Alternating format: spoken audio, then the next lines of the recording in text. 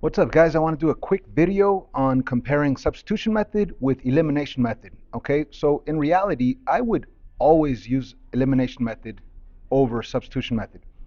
The only time I would ever select substitution method over elimination method is if I already have a variable isolated, like if it's ready to plug into the other equation. Okay, so I'm first going to show you substitution method, then I want to go back and compare it to elimination method.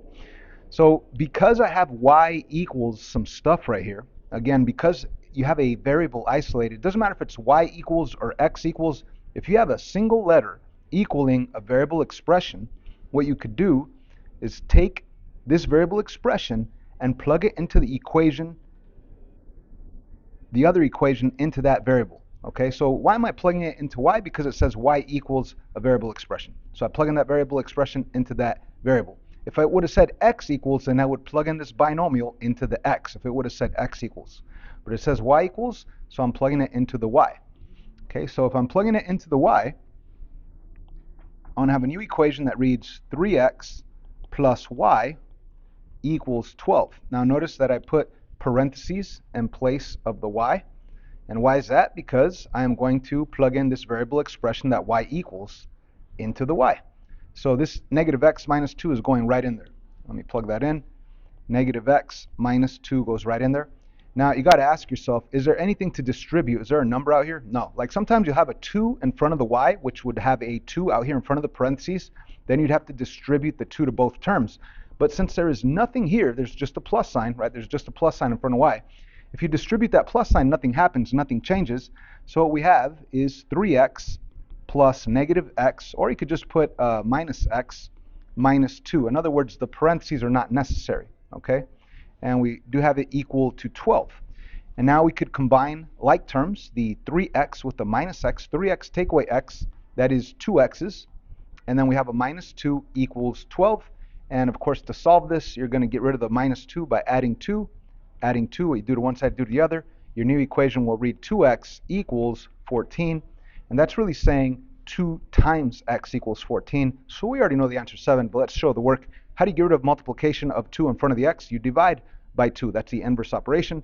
What you do to one side, do to the other. Divide by 2. And you will get your final answer, x equals 7. So we have one answer. We need the other. All you have to do is plug it back into any equation you want. I'm going to plug it into the bottom equation. It's actually easier to plug into because it says y equals negative x minus 2.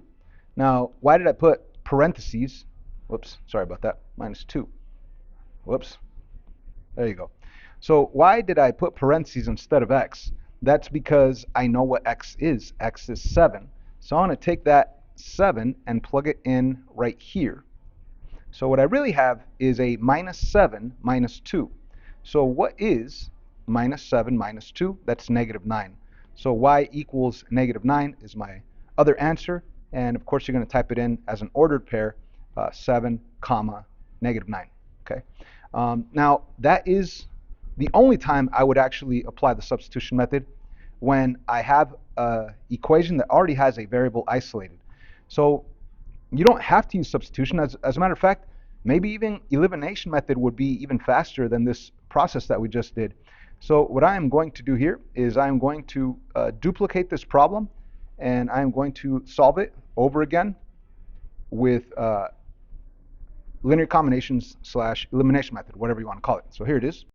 As you could see, the top equation is organized, right? We have it's in standard form. It has a number with an x plus y equals a number. That's the order that we want when we use linear combinations. You want your x's and y's on the left side of the equal sign, the number by itself on the right side. So the first equation is organized, but notice that the system itself is not organized. X is not on top of x, y is not on top of y, equal is not on top of equal, numbers not on top of numbers. So what we need to do is rearrange this bottom equation. This bottom equation right now is in slope-intercept form. If you were graphing it, that'd be good to keep it in this form, but we're not graphing. So what we need to do is rearrange it, move the x over to this side, so we could have x's and y's on the left side of the equal sign and the number negative 2 on the right side by itself. So I am going to add x, and my new equation will be exactly that, x plus y equals negative 2. Again, x plus y equals negative 2. That's what I'm going to write over here, x plus y equals negative 2. The top equation, I'm just going to leave it the same, 3x plus y equals 12, okay? So this is the new organized system that I need to work with, okay? So the question is, what do I choose to eliminate? I could cancel out x's by multiplying the bottom equation by -3, so it'll cancel with the +3, or I could choose to cancel out y's by simply multiplying the bottom equation by -1. That way the positive y and the negative y will cancel out. It's totally up to you. I am going to multiply the bottom equation by -1, put a -1 right in front of there. I'm going to distribute that -1 and change all the signs. So the top equation, I'm not going to change at all. It's going to be 3x plus y equals 12. The bottom equation will change to a -x minus y equals +2. Of course, take that negative, that becomes -x, that becomes a -y, that becomes a +2. There it is. So now that I have modified the bottom equation, I am now able to combine and cancel. When you combine, 3 take away 1, that is a 2x. And of course, the y and the positive y and the negative y, those eliminate. What do we have left? We have the 12 plus 2, which is 14. So we have equals 14, and this is a simple one-step equation. It really says 2 times x equals 14. So divide by 2. We do to one side, do to the other. Divide by 2. X equals 7. That is one answer. We still need the other answer. Now, mind you, we already have the answers. X equals 7 and y equals -9. We did this with substitution. But we are going to pretend that we don't know this, and we're going to plug this back into any equation we want. I'm going to plug it again into the bottom equation, and the bottom equation reads y equals -x with the negative sign in front. But that's ugly. Give me a second. And also -2 at the very end. So that x value of 7, we are plugging it back in. So we have a 7 right there. So we really have a -7 minus 2, which we know is y equals -9. So even if you compare this work right here and this work right here, it's pretty much the same amount of work, pretty much the same amount of time. And this is the only time I would actually use substitution method, when I have a variable by itself. So if you want, you could just completely forget about substitution and just make sure everything's organized. X is on top of x's, y is on top of y's, equal on top of equal, number on top of number, and then go about your business solving the system using linear combinations method, or whatever, elimination method, or whatever you want to call it. Anyways, I'm done. Just wanted to compare those two methods on the same system. On this particular system right here, what's better, substitution or elimination? Substitution's actually better, right? I mean, I'm going to actually solve this one in both ways for you right now. So just to review substitution. Substitution, I would only use it if I have a variable that's isolated. If I have x equals or y equals, or I got y equals some stuff, so I would definitely use substitution. Why? Because all you do is take the variable expression that y equals and plug it into the other equation, into the variable that they actually give you. Again, it says y equals, that's why I'm going to plug it into y. If it would have said x equals some stuff, then I'd be plugging it into x. So my bottom equation, I'm going to write it right below. It says x plus y equals 5. And the reason why I put parentheses instead of y is because up here it says y equals some stuff. So I'm going to plug in that stuff right in there. The 4x goes right in there. And notice that there's no number to multiply by. It's just a plus sign. In other words, if I had a 2y, then I'd have to multiply 2 times the 4x. But I don't have a 2y. It's just plus y. So it's just a plus sign out here in the front. And that doesn't change anything. So you don't really need the parentheses. It's just x plus 4x equals 5. And what is x plus 4x? 5x. And you have 5x equaling 5, which means that that's saying 5 times x. And to get rid of multiplication, I do division.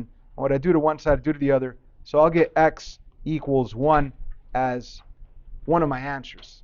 Whenever you have one answer and you need the other, all you have to do is plug it back in, right? So I'm going to plug the 1 back into, which one, top or bottom?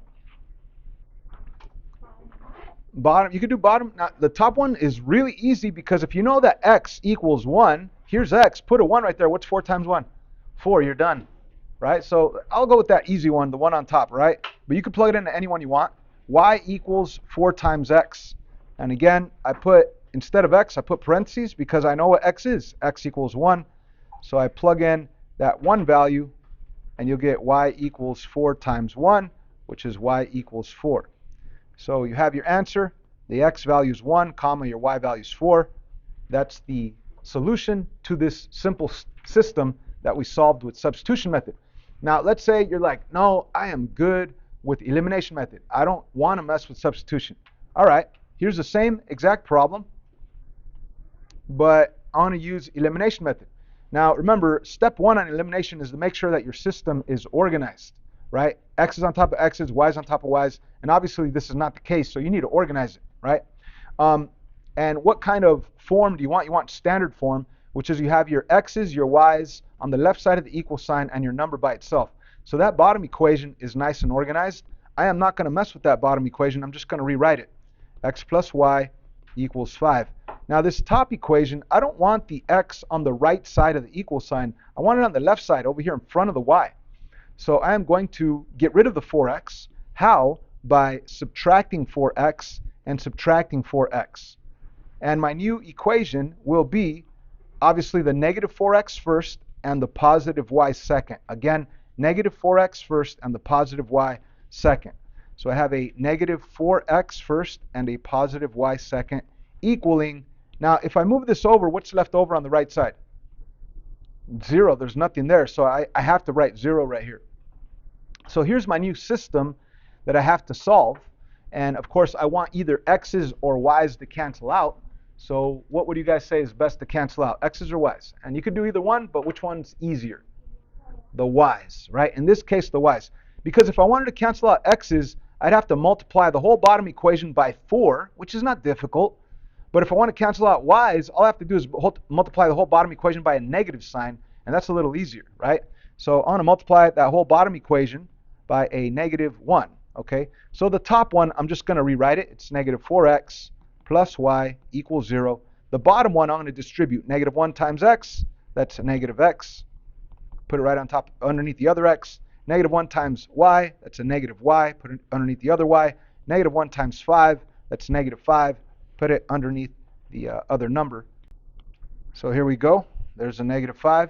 And when we combine, the negative 4 and the negative 1 is a negative 5x. Of course, the y and the negative y eliminate. The equal sign comes down, and 0 take away 5 is minus 5.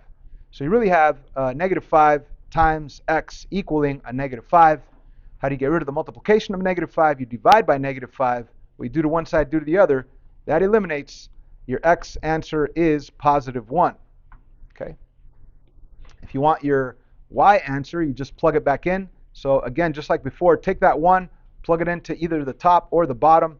Again, the top looks a little easier. The top reads y equals 4 times x, and we know x is 1. So you put a 1 right there. So you really have y equals 4 times 1 is 4, and there's your answer. So your answer that you type in is 1 comma 4. Okay, so let's compare the two amount of works that we did. It's pretty close, right?